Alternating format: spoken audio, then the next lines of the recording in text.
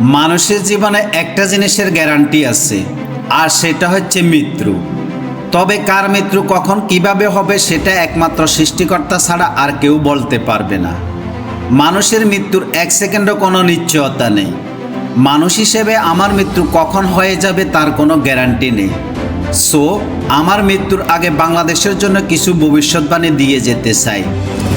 বাংলাদেশ নতুন করে স্বাধীন হয়েছে ঠিক আছে, বাট বাংলাদেশকে কিয়ামতের আগ পর্যন্ত সংস্কার করতে পারবে বলে আমার মনে হয় না। তার কারণ হচ্ছে এক স্বৈরশাসককে বিদায় দিয়ে আরেক স্বৈরশাসককে ক্ষমতার সিংহাসনে বসিয়েছে। যে স্বৈরশাসক ইন্ডিয়ার এজেন্ট হয়ে কাজ করে।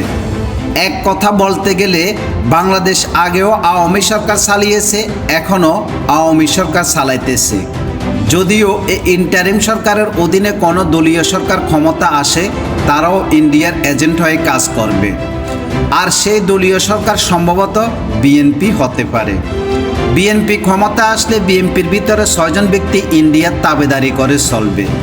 এই 6 জন ব্যক্তি হচ্ছে মির্জা ফখরুল ইসলাম, রুমিন ফারহানা, শামা ওবায়েদ, রিজভী আহমেদ, আমির খুসরু, মির্জা আব্বাস। তাই বিএনপিকে দিয়ে যে বাংলাদেশ সংস্কার হবে সেটার আদৌ কোনো গ্যারান্টি নেই। তারা যে আসিফ নজরুলের মতো বাড়ি গাড়ি নারীর কাছে বিক্রি হয়ে গেছে। তাছাড়া বিএনপির ভিতর আরও বেমানেরা থাকতে পারে, তবে তাদেরকে প্রকাশ্যে দেখা যাচ্ছে না।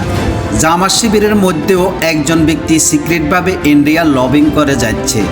তার নাম হচ্ছে জামায়াতের নায়েবে আমির ডক্টর তাহের। তার মানে বাংলাদেশে কোনো ভালো ব্যক্তি নাই তা নয়। এসব খারাপ ব্যক্তির কারণে ভালো ব্যক্তিরাও কোনো চান্স পাচ্ছে না। সবাই যদি বাড়ি গাড়ি নারীর কাছে বিক্রি হয়ে যেত তাহলে বাংলাদেশে কোনো ভালো ব্যক্তি খুঁজে পাওয়া যেত না। আসিফ, নাহিদ, সারজিজ, হাসনাত, নূর এরাও টাকার কাছে বিক্রি হয়ে যেতে পারত। তাদেরকে কেনার জন্য আওয়ামী সরকার অনেক চেষ্টা করেছে, কিন্তু তারা বিক্রি হয় নাই। আদৌ বিক্রি হবে বলে আমার মনে হয় না। টাকার কাছে বিক্রি হওয়া মানে ইমানকে বিক্রি করে দেওয়া, রক্তের সাথে বেমানি করা, জাতির সাথে বেমানি করা। তাদের প্রতি আমার আদৌ বিশ্বাস আছে তারা কখনো টাকার কাছে বিক্রি হবে না। তারা যদি টাকার কাছে বিক্রি হয়ে যেত তাহলে আরও আগে তাদেরকে টাকা, বাড়ি গাড়ি, নারীর লোভ দেখিয়েছে, কই তখনও তো তারা বিক্রি হয় নাই। এখনও বিক্রি হবে বলে আমার মনে হয় না। তাই বাংলাদেশে আদৌ সৎ ব্যক্তি আছে। অসৎ ব্যক্তিদের কারণে সৎ ব্যক্তিদের জায়গা করে নিতে একটু কষ্ট হচ্ছে। সৎ ব্যক্তিদের জায়গা করে নিতে তো একটু কষ্ট হবে, কারণ ইমানি পরীক্ষা অনেক কঠিন পরীক্ষা। যদি কখনো বাংলাদেশে জামায়াতে ইসলাম ক্ষমতা আসতে পারে তাহলে হয়তো বাংলাদেশের কিছুটা হলেও সংস্কার হতে পারে। তবে তাদের দলের ভিতরে যারা ইন্ডিয়ার তাবেদারি করে চলতেছে তাদেরকে দল থেকে বহিষ্কার করতে হবে। তাছাড়া বাংলাদেশকে কখনো সংস্কার করতে পারবে বলে আমার মনে হয় না, যতক্ষণ না পর্যন্ত সৃষ্টিকর্তা তার কোনো ঐশ্বরিক শক্তি দিয়ে সংস্কার না করে।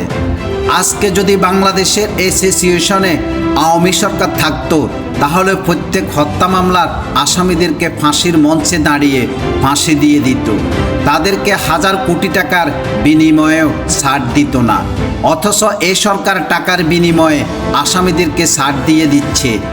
পিলখানার গণহত্যা, শাপলা চত্বরের গণহত্যা, বৈষম্য বিরোধী ছাত্র আন্দোলনের গণহত্যা, গুম, খুন ও ধর্ষণের গণহত্যা, জামাত শিবিরের 5 জন নেতাকে গণহত্যার, সাগর রুনিকে হত্যার আদৌ কোনো বিচার কমিশন গঠন করা হচ্ছে না, ইনভেস্টিগেশনও করা হচ্ছে না।